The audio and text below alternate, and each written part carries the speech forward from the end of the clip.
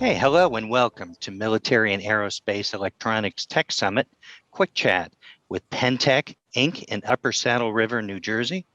I'm John Keller, Chief Editor of Military and Aerospace Electronics. Today's presenter is Rodger Hosking, Vice President and co-founder of Pentech. So let's go right into it. We're going to be talking. About SOSA, which is the Open Group's Sensor Open Systems Architecture. Rodger, we're going to be talking about SOSA and what it means to the warfighter. So, with the mandate in advancing open systems architectures and development of SOSA, where are we today, and what role is SOSA playing, as you see it, Rodger? Well, we have had a long time since the original government mandate for open systems architecture to drive procurement and system architectures going forward.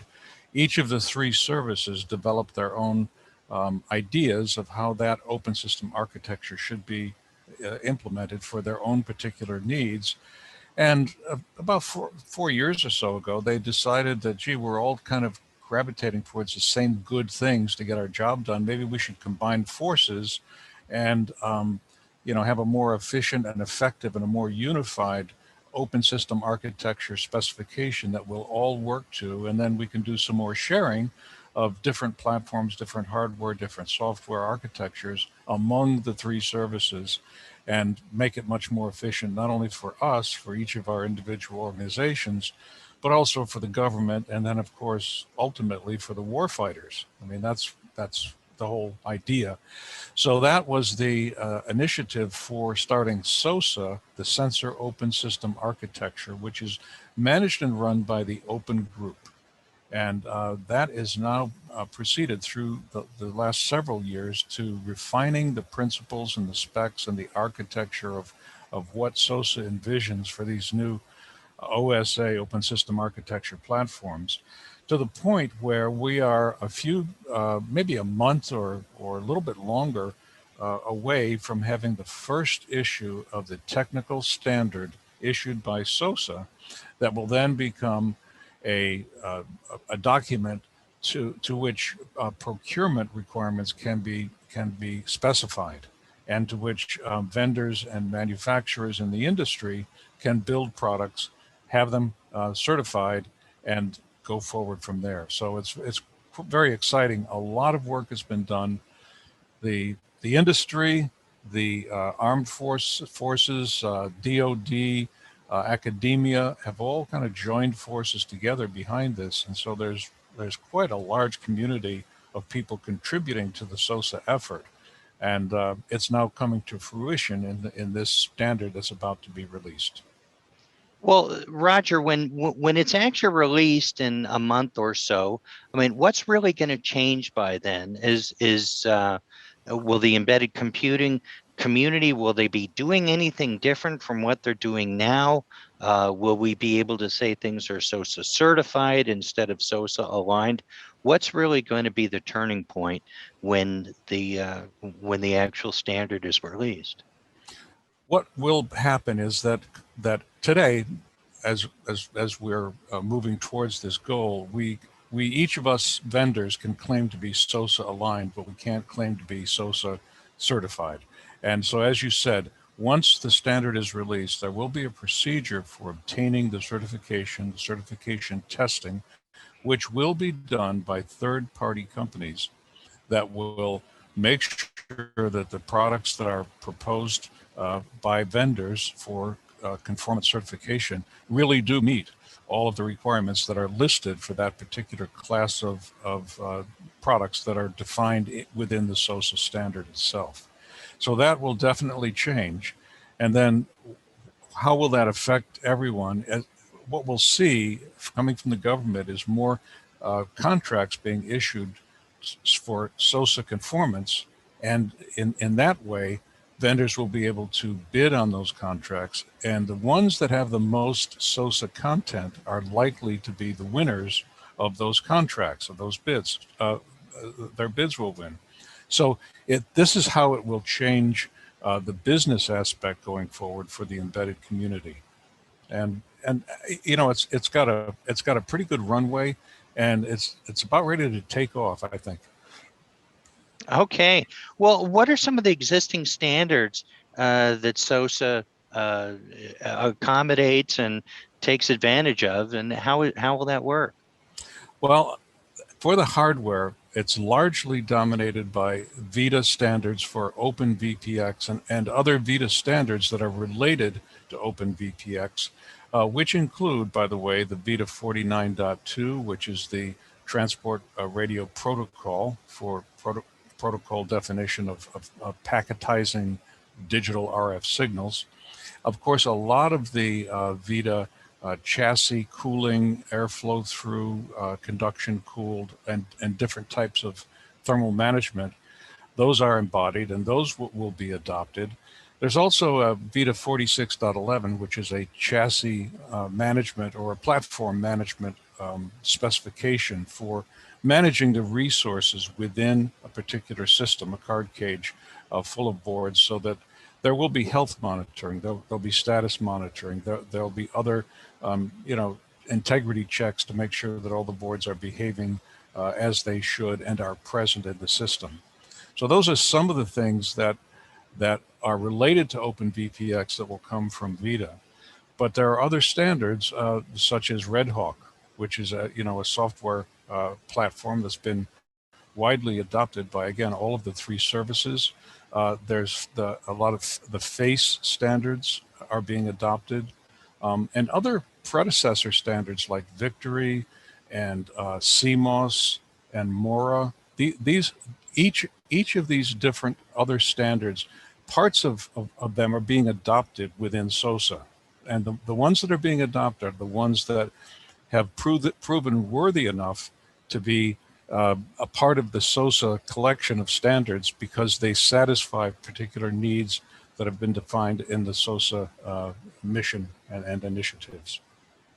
Well, Roger, when you look at some of the standards, previous standards that SOSA is adopting, I realize that SOSA is concerned about simplicity. It's concerned about not having a proliferation of standards. In that move towards simplicity and keeping the number of standards to a manageable level, has there been anything lost technologically, do you think?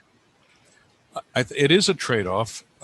Previously, because there were so many OpenVPX, VITA 65 OpenVPX configurations and profiles available for boards and chassis and so forth, it was very hard for vendors to say, this is the right one, this is the right one, that's the right one, because they tended to be spread out across all of those, driven by, perhaps in some cases, vendors who were strongly promoting one particular configuration over another vendor that might not be. So now, in the SOSA technical standard that is not yet approved, it's upcoming, there will be only a handful of, say, 3U VPX boards and 6U VPX boards that will be within that standard. Yes, they will have different options, each of which will be individually itemized and listed. So the subset of the VITA 65 OpenVPX is a much, much smaller part adopted by SOSA, so that it'll be more focused and more consistent across platforms to have the same types of boards with the same profiles, and thereby more or less standardize on what those preferred boards and profiles will be. Okay. Well, Roger, within the defense community, can you think of any specific examples of where SOSA technology is really taking hold, where it's going to be most beneficial, and where do you think we're going to be seeing some of the first SOSA design-in case studies? Yeah, there's a good example. Imagine that you have an airborne radar system, and it's been designed according to the upcoming SOSA technical standard. What will happen when a new threat emerges that aircraft has to become capable of tolerating, even acting perhaps as a countermeasure or to gain and gather information from a new type of radar system that might be more robust than the previous one, harder to defeat. With the standardization that SOSA delivers, you will be able to perhaps replace one plug-in module with another one of the same type in terms of its profile, that is, its SOSA definition, but with different and new capabilities that have been added inside the SOSA module. And this gets to why the SOSA concept uses what's called the gray box concept, which means a SOSA module defines its inputs and output connections extremely well, but it does not specify exactly what's inside the box. What is definition of exactly what it does, how it connects, but not necessarily how it's done inside. So you could replace an older module with a new module, a new plug-in card, and have that radar system on that aircraft upgraded to have new capabilities and to be able to withstand new radar countermeasures or attacks, or become more agile in avoiding perhaps some kind of a attack on that aircraft.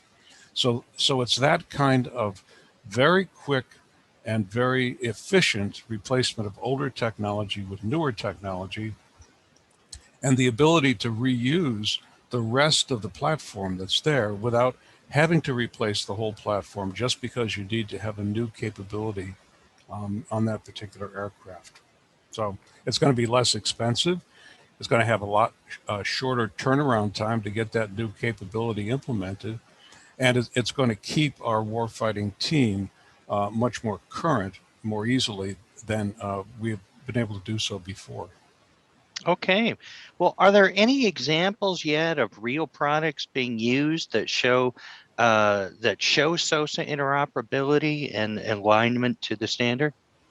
Yes, we have a lot of vendors. There are probably hundreds of products now that are out there as SOSA aligned products. Last year, in January of 2020, we had an interoperability event down in Atlanta. I know you were there, John. Mm-hmm. And it was extremely well attended and generated a lot of interest. But working and kind of demonstrating the concept of SOSA is trying to promote. So these products that have been coming out in the more than 1 year since that event are now going to be candidates for certification once the technical standard is released, and there will hopefully be a rather short path towards gaining that certification, a true open vendor community. Okay, so do you think SOSA is here to stay? And if it is, what's next? Every sign is that it is. We're seeing such overwhelming support from the U.S. DoD. They really want this to happen. And when they want something to happen, there's money behind it. There's contracts and procurement behind it. And that's what it takes, of course, to interest in the vendor community to be able to supply those products. So it will definitely happen. It's got good legs. And as I said before, it's off to a good start. Okay, terrific.